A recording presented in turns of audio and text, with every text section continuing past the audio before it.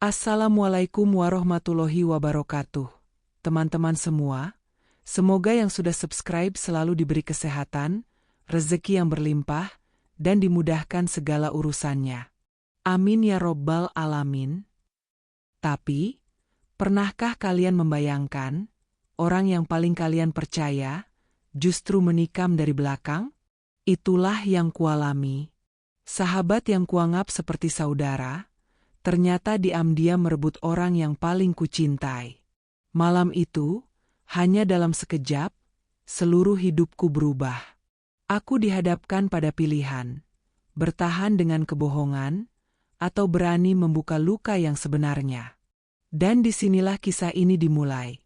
Kisah tentang cinta, persahabatan, dan pengkhianatan yang tidak pernah kuduga akan menghancurkan hatiku. Bagaimana rasanya jika orang yang paling kamu percaya justru menusukmu dari belakang? Pertanyaan itu berputar-putar di kepalaku, membuat dada terasa sesak hingga sulit bernapas.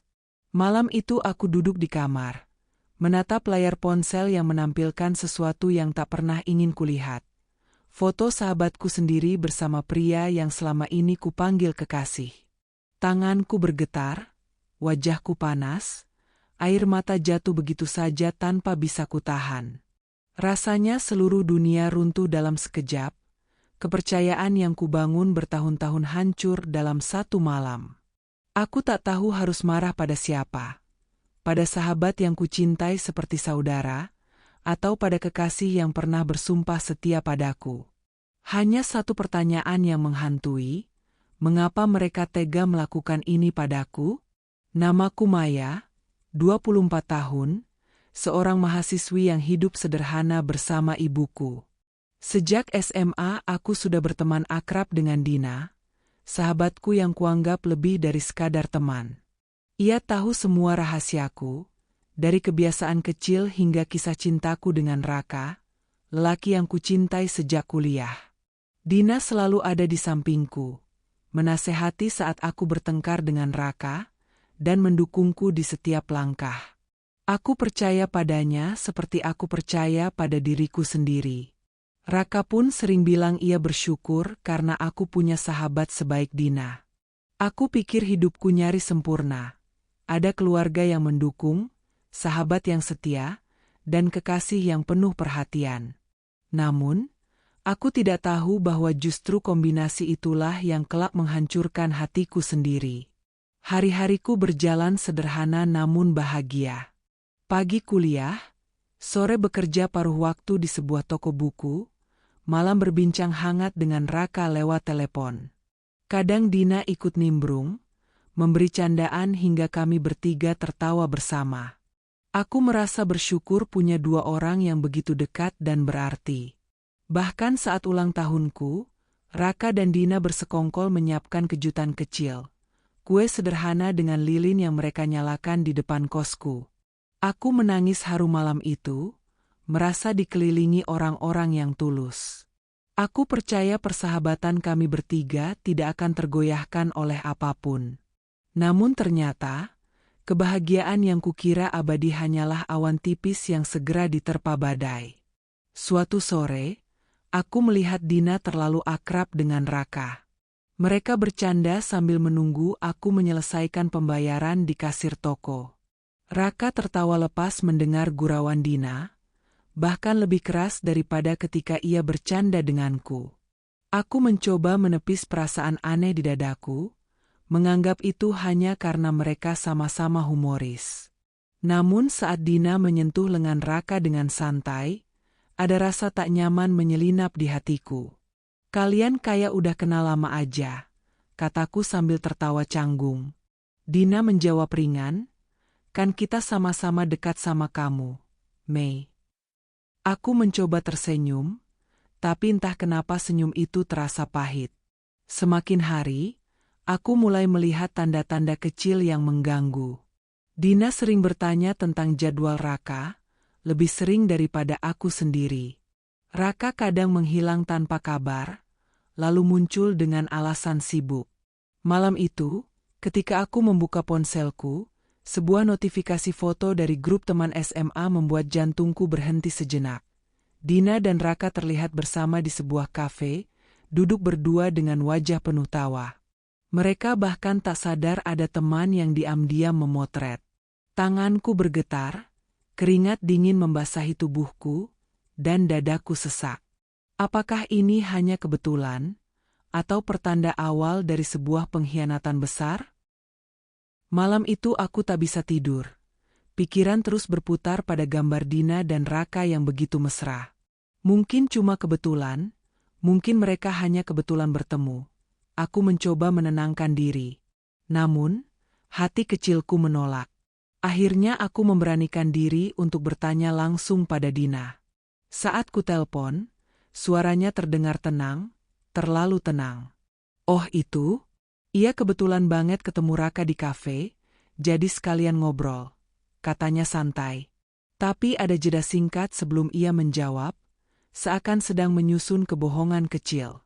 Aku ingin percaya, tapi bayangan tawa mereka terus menghantui. Perasaan gelisah itu semakin kuat, seperti bisikan yang mendesakku untuk mencari kebenaran lebih dalam. Beberapa hari kemudian, aku sengaja menanyakan pada Raka, "Kamu tadi ketemu siapa di kafe minggu lalu?"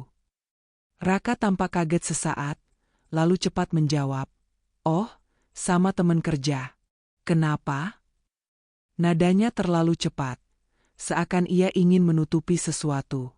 Aku hanya tersenyum kaku dan mengangguk, meski di dalam hati rasanya seperti disayat. Dina bilang A, Raka bilang B. Keduanya berbeda. Aku tahu ada sesuatu yang disembunyikan, dan aku benci diriku sendiri karena masih berusaha meyakinkan hati bahwa semuanya baik-baik saja. Malam itu, aku menulis di buku harian, jika mereka berbohong, aku harus tahu alasannya. Tak lama setelah itu, aku memutuskan untuk menguji mereka. Aku sengaja bilang pada Dina bahwa aku tidak bisa menemani Raka karena harus lembur.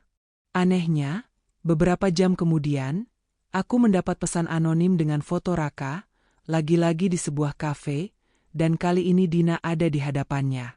Foto itu dikirim lewat akun tak dikenal.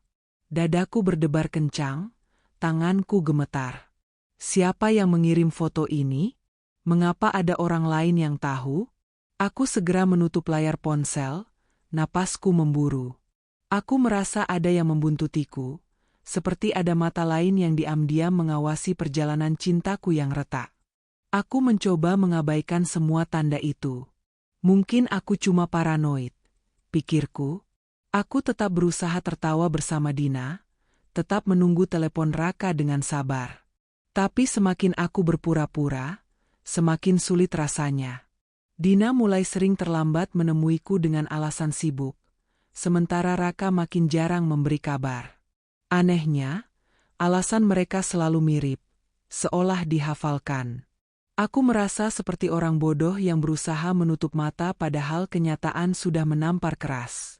Setiap kali melihat mereka bercanda di depanku, aku seperti terasing dari persahabatan yang dulu kubanggakan. Suatu malam, aku memberanikan diri mengikutinya diam-diam. Dina bilang ia pulang cepat karena lelah, tapi aku melihatnya masuk ke sebuah restoran. Dari kejauhan, kulihat Raka sudah menunggunya di sana. Mereka duduk berdua, saling menatap dengan senyum yang tak pernah lagi kudapatkan dari Raka.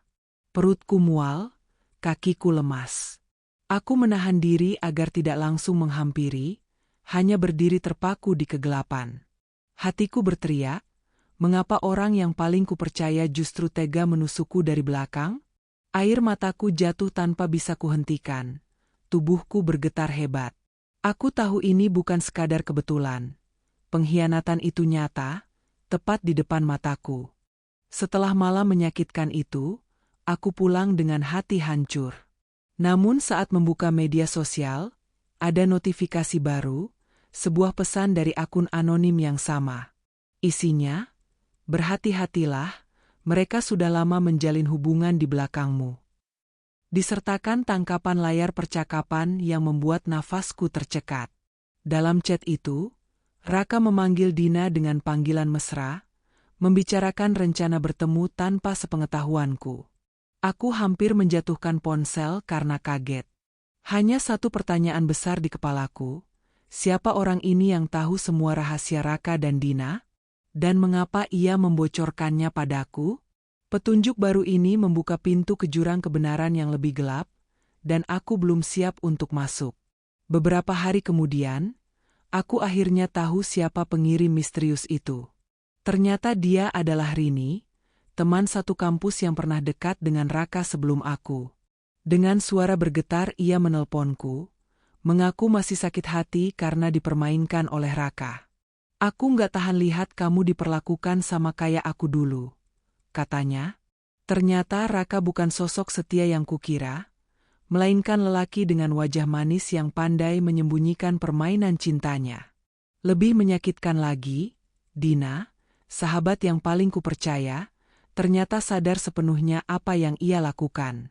Mereka berdua dengan sadar menjalin hubungan, bahkan di belakangku.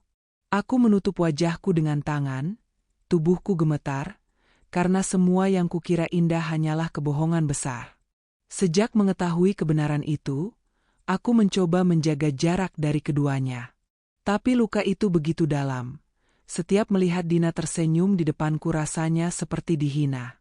Aku ingin menjerit, ingin menamparnya, tapi bibirku terkunci. Raka pun terus mendekatiku seolah tidak terjadi apa-apa, seolah ia masih kekasih yang manis dan peduli. Kepura-puraan mereka membuatku merasa dipermainkan, seperti boneka yang ditertawakan dalam pertunjukan yang kejam. Aku hanya bisa menatap mereka dengan mata penuh air, sementara hatiku terbakar amarah. Namun semakin aku diam, semakin mereka merasa aman melanjutkan pengkhianatan itu. Aku seperti terjebak dalam lingkaran yang tak punya jalan keluar.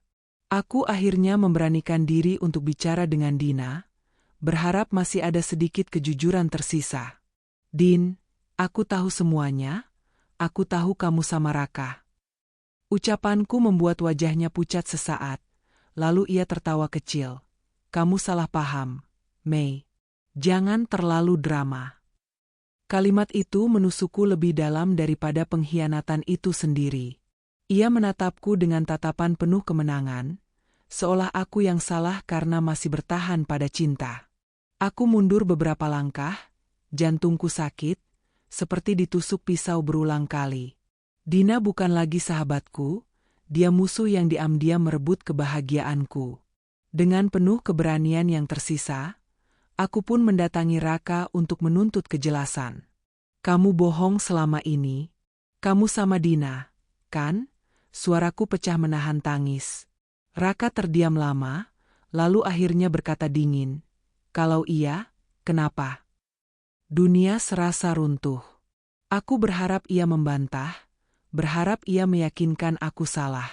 Tapi justru sebaliknya, pengakuan itu diucapkan tanpa rasa bersalah sedikit pun. Aku menangis histeris, mencoba memukul dadanya, tapi ia hanya menghindar dengan tatapan dingin. Malam itu aku merasa kalah total. Perjuanganku untuk mempertahankan cinta hanya membuatku semakin hancur. Aku ingin menyerah, tapi entah mengapa hati kecilku berkata, ini belum berakhir. Keesokan harinya, tubuhku masih lemas seperti kehilangan seluruh tenaga. Semalam aku menangis hingga tak sadar tertidur. Namun di tengah keputusasaan, ada secercah cahaya kecil. Rini, perempuan yang dulu pernah disakiti Raka, kembali menghubungiku. Ia menemuiku di sebuah kafe kecil yang sepi, aroma kopi hangat menyelimuti pertemuan kami. Tatapannya penuh simpati saat berkata, Maya, kamu nggak sendiri. Aku tahu rasanya dikhianati orang yang kita percaya. Kata-katanya membuat tangisku pecah, seakan semua beban yang kupendam keluar bersamaan. Rini lalu mengeluarkan ponselnya, menunjukkan bukti lain, foto-foto lama Raka bersama perempuan berbeda, percakapan penuh rayuan, dan janji manis yang sama seperti yang dulu ia bisikan padaku. Hatiku sakit, tapi di balik rasa perih, ada bara kecil yang menyala. Kalau kamu terus diam, mereka akan semakin merasa benar, kata Rini. Malam itu untuk pertama kalinya setelah sekian lama, aku merasa punya sekutu, seseorang yang mendorongku untuk bangkit. Sejak pertemuan itu, aku dan Rini makin sering berkomunikasi. Ia seperti cermin masa laluku, sama-sama korban dari kebohongan Raka. Kalau kamu siap, kita bisa bongkar semua permainan mereka, katanya dengan tegas. Ucapannya menusuk ke dalam hatiku, membuatku bertanya pada diri sendiri. Apakah aku sudah siap menghadapi kenyataan pahit ini? Aku takut, tapi juga muak. Hidupku terlalu lama dikendalikan oleh kebohongan. Malam itu, kami duduk berjam-jam di kafe, menuliskan rencana. Rini membantuku menyimpan bukti. Tangkapan layar chat mesra Raka dengan Dina, foto mereka yang beredar diam-diam, hingga rekaman suara dari orang-orang yang tahu perselingkuhan mereka. Aku menatap tumpukan bukti itu dengan campuran ngeri dan lega. Untuk pertama kalinya, aku merasa punya senjata. Namun, sebuah bisikan ketakutan tetap ada. Bagaimana jika mereka membalas lebih kejam ketika semua ini terbongkar? Ketika hatiku mulai menemukan keberanian untuk melawan, tiba-tiba sebuah pesan masuk di ponselku. Kamu pikir kamu bisa menang? Jangan coba-coba, Mei.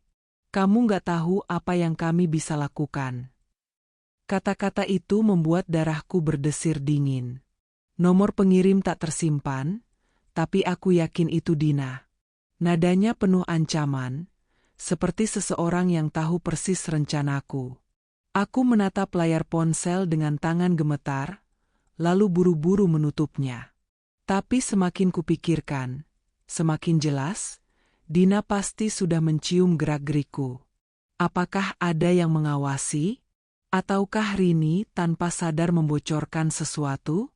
Malam itu aku gelisah, menutup semua tirai jendela, merasa seakan ada mata-mata yang mengintai dari balik kegelapan. Suara motor lewat membuatku terlonjak. Bayangan di dinding membuatku merinding. Untuk pertama kalinya aku sadar, pertempuran ini bukan hanya soal cinta, tapi soal harga diriku yang benar-benar terancam. Setelah semalam diteror pesan ancaman, aku hampir goyah. Namun setiap kali teringat wajah Dina yang tersenyum puas, dan tatapan dingin Raka saat mengakuinya tanpa rasa bersalah, bara dalam dadaku justru makin membara.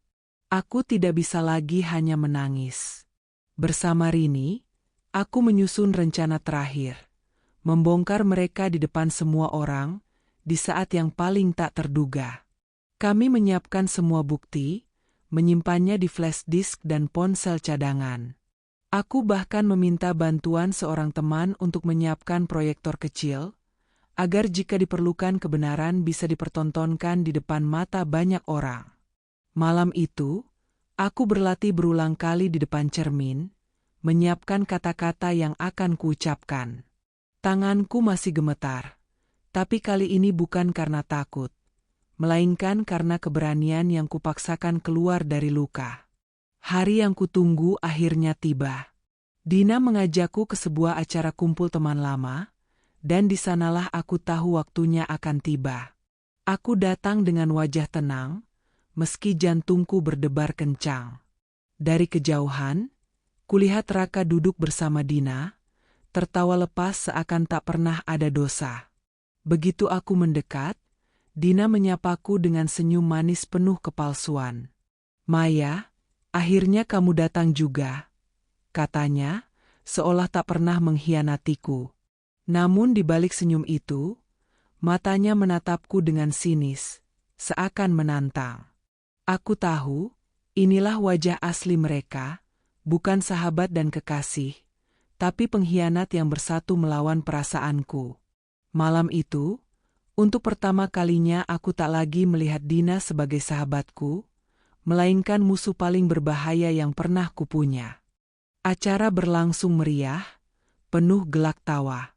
Tapi bagiku, setiap detik terasa seperti medan perang. Aku duduk dengan wajah tenang, namun di dalam hati aku menahan badai. Saat tiba waktunya memperlihatkan bukti, aku berdiri. Aku ingin mengatakan sesuatu. Suaraku terdengar lantang meski tubuhku gemetar. Semua mata tertuju padaku. Dina dan Raka tampak kaget, tapi cepat menyamarkan wajah mereka.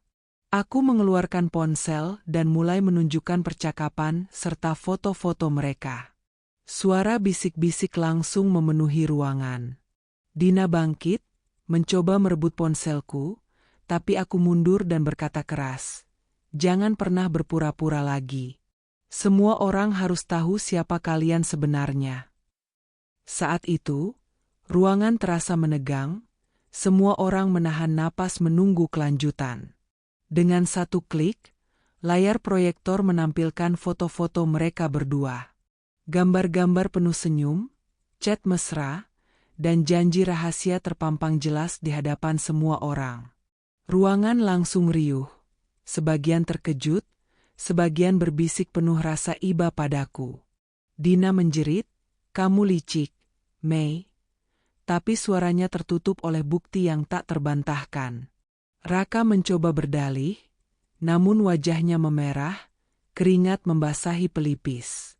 "Ini fitnah," teriaknya, namun semua orang sudah melihat dengan mata kepala sendiri. Saat itu aku berdiri tegak, meski hatiku hancur berkeping-keping. Inilah klimaks pertarungan yang kutunggu. Semua topeng mereka runtuh, dan aku akhirnya bisa menunjukkan bahwa aku bukan lagi korban yang diam.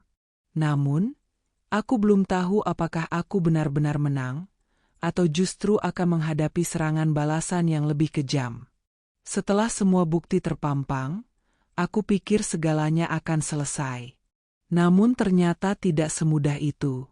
Dina tiba-tiba maju, meraih mic yang tersedia di ruangan, lalu berteriak lantang, "Kalian semua jangan percaya. Maya iri sama aku karena Raka sudah gak cinta dia lagi."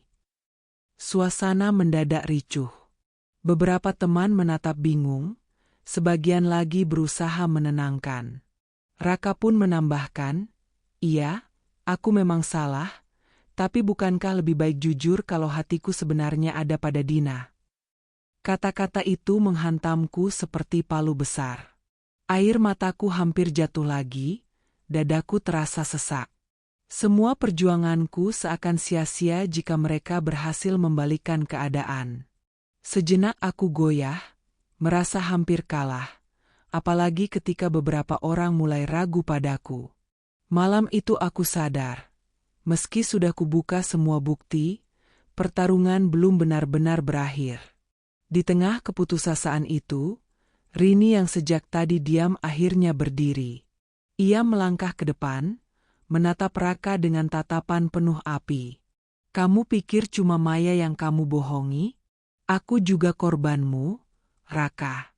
Dan aku punya sesuatu yang lebih," katanya sambil mengeluarkan ponsel. Semua orang terdiam ketika Rini memutar rekaman suara Raka. Jelas terdengar ia bercanda dengan temannya tentang bagaimana mudahnya mempermainkan perempuan. Kata-kata kasarnya membuat semua orang menutup mulut, terkejut sekaligus muak. Dina terlihat pucat, Raka terdiam tak berkutik. Rekaman itu menjadi pukulan telak yang tak bisa lagi mereka bantah. Saat itu, aku merasa beban di dadaku terangkat, karena aku tidak sendirian. Ada sekutu yang berdiri di sampingku, memperkuatku ketika aku hampir tumbang. Ruangan hening setelah rekaman berakhir. Semua mata kini beralih padaku, bukan dengan tatapan kasihan, melainkan hormat. Aku menghela napas panjang, lalu berkata lantang, "Aku mungkin kehilangan sahabat dan kekasih, tapi aku tidak kehilangan harga diriku. Lebih baik aku berdiri sendiri daripada dikelilingi pengkhianat." Kata-kataku menggema, membuat Dina terisak dan Raka menunduk malu. Aku melangkah keluar dari ruangan itu dengan kepala tegak, meski hati masih perih. Malam itu aku belajar sesuatu yang tak pernah kupahami sebelumnya. Terkadang kehilangan orang yang kita sayang adalah jalan untuk menemukan dirimu yang lebih kuat. Pengkhianatan memang menyakitkan, tapi dari situlah aku menemukan kekuatan dan keberanian untuk tidak lagi dibutakan oleh cinta palsu. Itulah akhir yang tak pernah kuduga. Aku kalah dalam cinta, tapi menang dalam menjaga diriku sendiri. Teman-teman, dari kisah ini aku belajar. Kadang orang yang paling dekat justru bisa menjadi yang paling menusuk kita dari belakang.